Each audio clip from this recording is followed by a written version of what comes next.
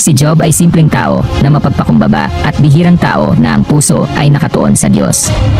Siya din ay napakayaman at dakilang tao sa kanilang lugar. Ang buhay ni Job ang magtutulak sa atin na magtanong ng isang karaniwang katanungan, bakit nangyayari ang masasamang bagay sa mabubuting tao? Ang aklat ni Job ay matatagpuan sa Old Testament at itinuturing na isa sa mga obra maestra sa panitikan. Ang kwento ni Job ay pangunahing nakatuon sa tanong kung bakit nagdurusa ang matuwid na mga tao at kung bakit pinahihintulutan ng Diyos ang pagdurusa sa mundo. Hindi partikular na tinukoy sa aklat kung sino ang manunulat ng aklat ni Job. Ang posibleng nagsulat ay sina Job, Elihu, Moses at Solomon. Si Job ay binanggit ng 56 na beses sa Biblia. Binanggit siya sa Book of Job, sa Ezekiel chapter 14 verse 14 at sa Santiago chapter 5 verse 11. Totoo ba ang lahat? Nangyari ba talaga? At kung ito ay totoo, bakit hindi na lang patayin ng Diyos si Satan para wala ng kasamaan at pagdurusa sa mundo? At kung bakit si Job ay binigyan ng malaking pagsubok ng Diyos? Tara't samahan niyo kung alamin ang katotohanan at kung ano ang matututunan natin kay Job. Pero bago yan, sino nga ba si Job? Ang pangalang Job sa Hebreo ay nangangahulugang inuusig o kinapuputan. Siya ay isang mayaman at matuwid na tao na nanirahan sa lupain ng Uz. Kilala siya sa kanyang pagiging matapat, walang kapintasan, at sa kanyang pagsunod sa mga daan ng Diyos. 7,000 ang kanyang tupa, 3,000 ang kamelyo, 1,000 ang baka, at 500 ang asno. Siya ay may 7 anak na lalaki at 3 anak na babae, at siya ay iginagalang bilang isang kilalang tao sa kanyang komunidad. Si Job ay maagang gumigising at nag-aalay ng handog na sinusunog para sa bawat anak niya dahil naisip niyang baka nagkasala ang mga ito at sinadyang magsalita ng masama laban sa Diyos. Isang araw, nagtipon ang mga anghel sa presensya ng Panginoon at sumali sa kanila si Satanas. Sinabi ng Panginoon kay Satan, "Saan ka nanggaling?" Sumagot si Satan, "Parot parito na naglilibot sa mundo." Sinabi sa kanya ng Panginoon, "Napansin mo ba ang lingkod kong si Job? Wala siyang katulad sa buong mundo. Matuwid siya at malinis ang pamumuhay. May takot siya sa akin at umiiwas sa kasamaan." Sumagot si Satanas, "May takot si Job sa iyo dahil binibless mo siya. Iniingatan mo siya at ang sambahayan niya, pati na ang lahat ng ari-arian niya. Pinagpapalha mo ang lahat ng ginagawa niya. Kaya lalong dumarami ang kanyang mga hayop sa buong lupain. Pero subukan mong kunin ang lahat ng iyan sa kanya at siguradong isusumpa ka niya." Sinabi ng Panginoon kay Satan, "Sige, kunin mo ang lahat ng mayroon siya, pero huwag mo siyang sasaktan." Kaya umalis agad si Satan sa harapan ng Panginoon. At ito ang mga pagsubok na hinarap ni Job. Ang una, dumating sa bahay ni Job ang isa niyang tauhan at ibinalita na sinalakay sila ng mga Sabeo at Kaldeo.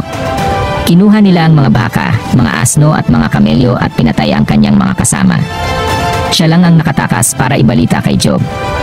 Habang nagsasalita pa ang tauhan, dumating din ang isa pang tauhan ni Job at sinabi na nalaglag mula sa langit ang apoy ng Diyos at tinamaan ang mga tupa at ang mga pastol.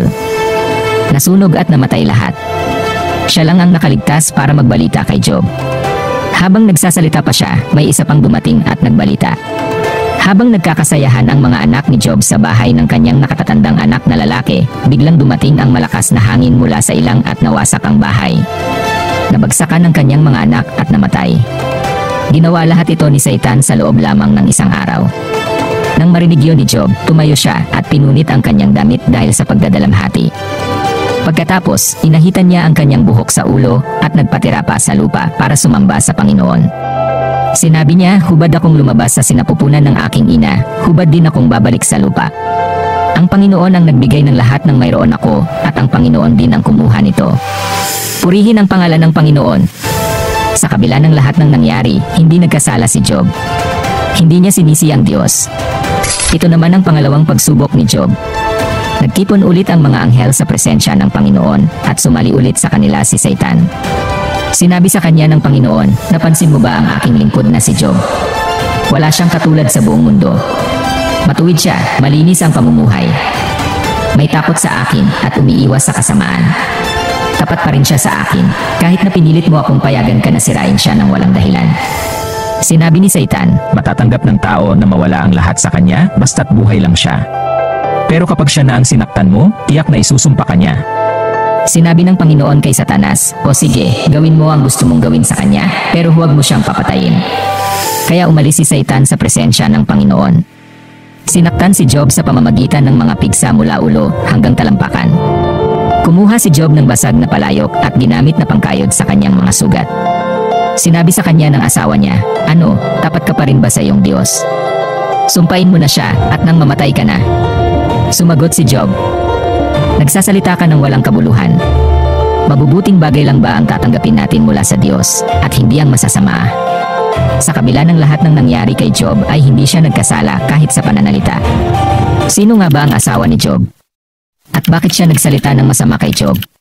Sinasabi ng ilang tradisyong Hebreo na ang asawa ni Job ay si Dina, ang anak ni Jacob.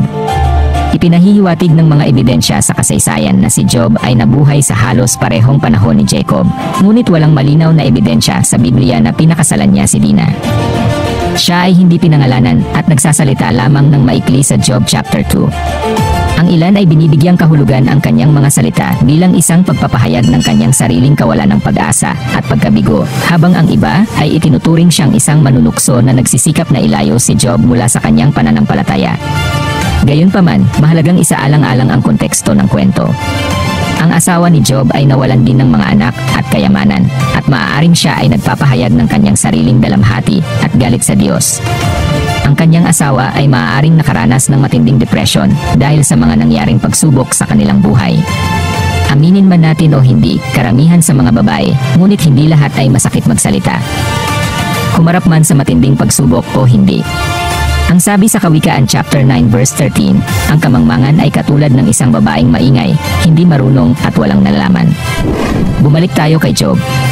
Dumating ang mga kaibigan ni Job na sina Eliphaz, Bildad at Zophar upang aliwin, palakasin ang loob at makiramay sa kanya. 7 araw at 7 gabi sila naupo sa lupa kasama si Job, ngunit hindi nila ito pinagsabihan ng kahit ano sapagkat hirap na hirap ito sa kanyang kalagayan.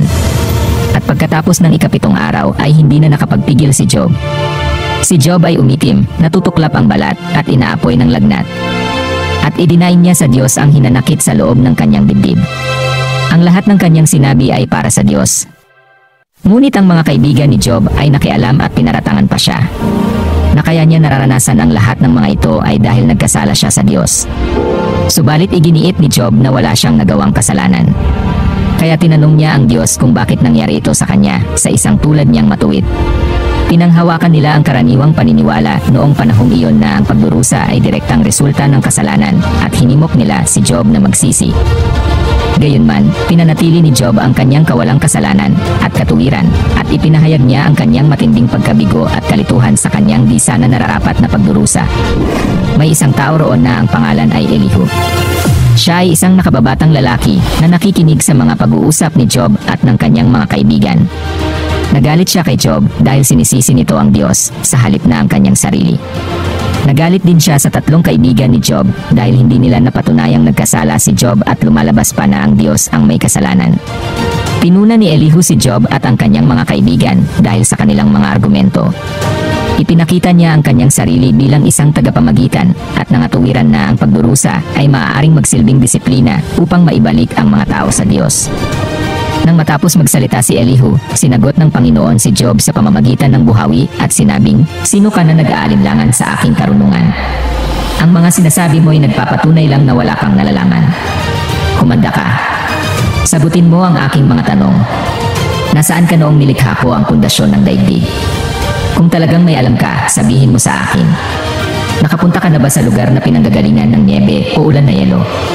Alam mo ba ang daan patungo sa lugar na pinanggagalingan ng kidlat? Sino nga ba ang gumawa ng dadaanan ng ulan at ng bagyo? Mautusan mo ba ang ulap na umulan? Sino ang nagbibigay ng karunungan at pangunawa ng tao? Sinong napakarunong ang makakabilang ng mga ulap? Maihahanap mo ba ng pagkain ang mga leon para sila ay mabusog? Makikipagtalo ka ba sa akin na makapangyarihang Diyos? Sinasabi mong nagkamali ako. Ngayon, sagutin mo ako."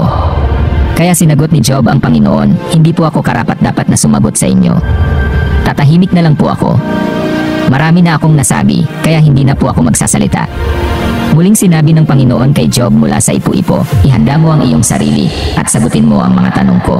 Gusto mo bang patunayan na mali ako para palabasin na ikaw ang tama? Ikaw ba'y makapangyarihang tulad ko? Magagawa mo bang parang kulog ang tinig mo na katulad ng sa akin?" Kung magagawa mo iyan, patunayan mo na ikaw nga'y makapangyarihan, marangal at dakila. Sinabi ni Job sa Panginoon, alam ko pong magagawa niyo ang lahat ng bagay at walang sinumang makapipigil sa inyo. Ako po'y tinanong niyo kung bakit ako nag-aalinlangan sa inyong karunungan, gayong wala naman akong nalalaman. Totoo pong nagsalita ako ng mga bagay na hindi ko naiintindihan at mga bagay na sa hindi ko lubos maunawaan. Nakipag-usap po kayo sa akin at sinabi niyong makinig ako sa inyo at sagutin ko ang mga tanong niyo. Noon ay naririnig ko lang po sa iba ang tungkol sa inyo, pero ngayon ay nakita ko na kayo. Kaya ako ay nahihiya sa lahat ng sinabi ko tungkol sa inyo. Ako po ngayon ay nagsisisi sa pamamagitan ng pag-upo sa abo at alikabok. Pagkatapos ay pinagsabihan ng Diyos ang mga kaibigan ni Job para sa kanilang mga maling palagay at pinayuhan sila na mag-alay ng 7 toro at 7 lalaking tupa at inalay sa Diyos bilang handog na sinusunog para sa kanilang sarili habang si Job ay nananalangin para sa kanila. Pagkatapos maipanalangin ni Job ang kanyang mga kaibigan, muli siyang pinaunlad ng Panginoon at dinoble pa niya ang dating kayamanan ni Job. Lahat ng kapatid niya at mga kaibigan noon ay nagpunta sa kanya at nagsalo-salo sila sa kanyang bahay. Inaliw nila si Job sa kahirapang pinasakit sa kanya ng Panginoon. At bawat isa sa kanila ay nagbigay kay Job ng pera at gintong singsing. Sa gayoy lalong pinagpala ng Panginoon ang mga huling araw ni Job ng higit pa kaysa sa dati. Binigyan siya ng Panginoon ng 14,000 na tupa, 16,000 na kamelyo, 1,000 peres ng baka, at 1,000 na babaeng asno. Binigyan din siya ng 7 anak na lalaki at 3 anak na babae. Pagkatapos nito ay nabuhay pa si Job ng 140 years. Nakita pa niya ang kanyang mga apo hanggang sa ika-4 na salinlahi. Matandang-matanda na si Job nang siya ay namatay. Ano nga ba ang matututunan natin kay Job? Ang Diyos ay mabuti at walang sino man ang maaaring magparatang sa Kanya. Ang mga kasamaan o paghihirap na nangyayari sa atin ay hindi galing sa Diyos kundi kay Satanas. Hindi maaring makagawa si Satanas ng pinansyal at pisikal na pananalanta sa atin malibang pahintulutan siya ng Diyos. Ang Diyos ang may kapamahalaan sa lahat ng ginagawa ni Satan. Wala tayong kakayahan na maunawaan ang mga dahilan sa likod ng pagdurusa sa mundo, ngunit ang tiyak ay aanihin ng masama ang kanilang itinanim. Hindi natin laging maisisisi ang ating paghihirap sa ating sariling kagagawan. Minsan, pinahihintulutan ng Diyos ang pagdurusa upang subukin, turuan, masubok, mapatatag, linisin at palakasin ang ating pananampalataya at ang ating espiritu. Laging karapat-dapat at sapat ang Diyos at hinihingi niya sa atin ang ating pag-ibig at pagpupuri sa gitna ng lahat ng kalagayan natin sa buhay. Marami sa atin ang dumaan sa ilan sa mga pagsubok na pinagdaanan ni Job sa kanyang buhay, bagaman hindi sabay-sabay.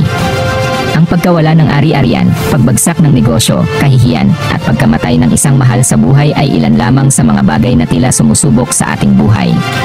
Para sa atin na nakaranas ng trahedya, ang kwento ni Job ay may espesyal na lugar sa ating mga puso dahil ito ay nagtuturo sa atin na laging magtiwala sa Diyos anuman ang maaaring harapin natin sa mundong ito. Sabi sa 1 Peter chapter 5 verse 8, "Kumanda kayo at mag-ingat dahil ang kaaway niyong si Satanas ay umaali-aligid na parang leong umaatungal at naghahanap ng malalapa." Si Satanas ay parang leon na handang sakmalin ang lahat ng mga anak ng Diyos dahil ang gusto niya ay mawalan tayo ng pananampalataya at sumpain ang Diyos. Sa istorya ni Job ay makikita natin ang likas na makasalanan nating mga tao. Aminin man natin o hindi, laging may boses sa isip natin na sinisisi ang Diyos sa mga nangyayaring kasamaan sa mundo. Lalo na pag ito'y sa atin mismo nangyari at pag ang katawan na natin ang tinamaan ng sakit. At gaya ni Job, ang unang pumapasok sa isip natin ay bakit nangyayari sa akin ito? Ano ang nagawa kong kasalanan sa Diyos? Mabuti naman akong tao. Bakit ang mga masasama ay hindi napaparusahan? Lagi nating tandaan na Diyos lang ang mabuti at tayong lahat ay makasalanan. Subalit hindi nais ng Diyos na pahirapan o mamatay ang sinumang makasalanan at kaya niya pinapadalhan ng iba't ibang sakit ang tao ay upang sa pamamagitan ng kirot o sakit, ang tao ay may tuwid. Paano ba palalakasin ng Diyos ang pananampalataya ng isang tao? Lagi nating tandaan na para palaguin ang ating pananampalataya ay dahil sa pagsubok. Hindi lalago ang ating pananampalataya sa mga vitamins o magpa-therapy sa mga psychiatrist o kaya mag-meditation. Ang paraan ng Diyos para mapalago ang ating pananampalataya tulad ni Job ay susubukin niya tayo. Ang faith ay parang muscle na kung gusto mong palakasin at palakihin ay kailangan mo itong i-workout sa pamamagitan ng pagbubuhat ng mabibigat. Kailangan mong mahirapan para lumakas at lumaki ang katawan mo. Ganon din naman ang pananampalataya na nangangailangan ng pagsubok upang lumago. Sabi sa Job chapter 7 verse 17 to 18. Ano po ba ang tao para pahalagahan at pagmalasakitan nyo ng ganito? Sinisiyasat nyo siya tuwing umaga at sinusubukan sa bawat sandali. Na-realize ko na dahil sa pagmamahal sa atin ng Diyos, ay talagang intentional niyang sinisiyasat at sinusubukan niya tayo sa bawat sandali ng ating araw. Yung mga problema, pressures, mahirap na sitwasyon, at lahat ng uri ng stress sa buhay ay ginagamit ng Diyos para subukin ang ating pananampalataya. Sabi sa 1 Peter chapter 1 verse 6 to 7. Ito'y dapat niyong ikagalak kahit na maaaring magdanas muna kayo ng iba't ibang pagsubok sa loob ng maikling panahon. Ang gintong nasisira ay pinaparaan sa apoy upang malaman kung talagang dalisay. Gayon din naman, ang inyong pananampalataya na higit na mahalaga kaysa ginto ay pinaparaan sa pagsubok upang malaman kung ito'y talagang tapat. Sa gayon kayo'y papupurihan, dadakilain at pararangalan sa araw na mahayag si Hesukristo. Ang mahihirap na pinagdadaanan natin ngayon ay pagsubok sa atin upang mapatunayan ng ating pananampalataya sa Diyos kung tapat ba ito. Anong purpose? Para pag nakita ng Diyos ang ating katapatan ay pupurihin, dadakilain, at pararangalan tayo balang araw. Walang aksidente na nangyayari sa buhay ng mananampalataya at tagasunod ng Panginoong Hesus. Lahat ito ay may purpose. Huwag nating isipin na ang Diyos ang may kagagawan sa mga masasamang bagay na nangyayari sa atin. Narito tayo sa imperpektong mundo na tinitirahan din naman ng mga imperpektong tao. May calamity, pandemic, corruption, war, racism, greed, mga sakit, at kahit tayo nga ay nagdadala din sa sariling problema natin dahil hindi tayo perpekto at maraming maling desisyon na nagiging sanhi ng kapighatian. Walang mangyayari sa atin na hindi papayagan ng Diyos, hindi mangyayari ang isang bagay kung hindi niya ito ialaw. Sabi sa Santiago chapter 1 verse 2 to 3. Mga kapatid, magalak kayo kapag kayo'y dumaranas ng iba't ibang uri ng pagsubok. Dapat niyong malaman na tumatatag ang ating pananampalataya sa pamamagitan ng mga pagsubok. Sabi sa 1 Corinthians chapter 10 verse 13. Walang pagsubok na dumarating sa inyo na hindi naranasan ng ibang tao. Ngunit maaasahan natin ang pangako ng Diyos na hindi niya tayo pababayaang subukin ng higit pa sa ating makakaya. Kaya kung dumaranas kayo ng pagsubok, gagawa siya ng paraan para mapagtagumpayan niyo ito. Bakit hindi na lang patayin ng Diyos si Satan para wala ng tukso at kasamaan? Lalabas kasi na hindi hustisya or justice ang Diyos pag agad niyang pinatay si Satan dahil nilikha niya rin yung anghel na yon. Ibig bang sabihin pag nagkasala patayin ba agad? Ngayon i-apply din sa ating mga tao yon dahil fair ang Diyos. Nilikha niya ang mga anghel, nilikha niya din tayong mga tao. Mahal niya ang tao nang dahil sa atin hindi niya agad maparusahan sila Satan at ang mga demonyo. Kasi pag pinarusahan agad ng Diyos si Satan, dapat parusahan niya din tayong mga tao. Nauna pang ang likhain ng Diyos ang mga anghel. Kaya bibigyan niya tayo ng panahon para magsisi, kaya hindi niya din agad i-destroy ang mga demonyo. Subalit nagtakda ang Diyos ng panahon. Paparusahan niya sila Satan at pati ang mga taong masasama na ayaw na talagang magbago. Kasi kung lahat ng gagawa ng masama kagaya halimbawa ni Satan, papatayin agad ng Diyos, wala nang matitirang tao sa mundo. Kasi lahat ng tao nagkakasala. Huwag lang tayo mainip dahil dadating din ang oras na yon. Kaya lang for the meantime hindi pa siya nagpaparusa dahil grace period yun sa ating mga tao para makapagsisi tayo sa ating mga kasalanan. Sabi sa Isaiah chapter 1 verse 18 to 20. Sinabi pa ng Panginoon, halikayo't pag-usapan natin ito. Kahit gaano man karumi ang inyong mga kasalanan, lilinisin ko yan para maging malinis kayo. Kung susunod lang kayo sa akin, ay pagpapalain ko kayo. Pero kung patuloy kayong magre-rebelde, tiyak na mamamatay kayo. Hindi man natin lubos na maunawaan sa ngayon ang pagkilos ng Diyos sa ating mga buhay, makakasiguro naman tayo na mabuti ang kanyang plano sa lahat ng mga nagmamahal sa kanya. Kailangan lang natin magtiis at magpatuloy sa pananampalataya tulad ng ginawa ni Job. Kaya habang nabubuhay pa tayo at humihinga, magbalik loob na tayo at manampalataya sa makapangyarihang Diyos.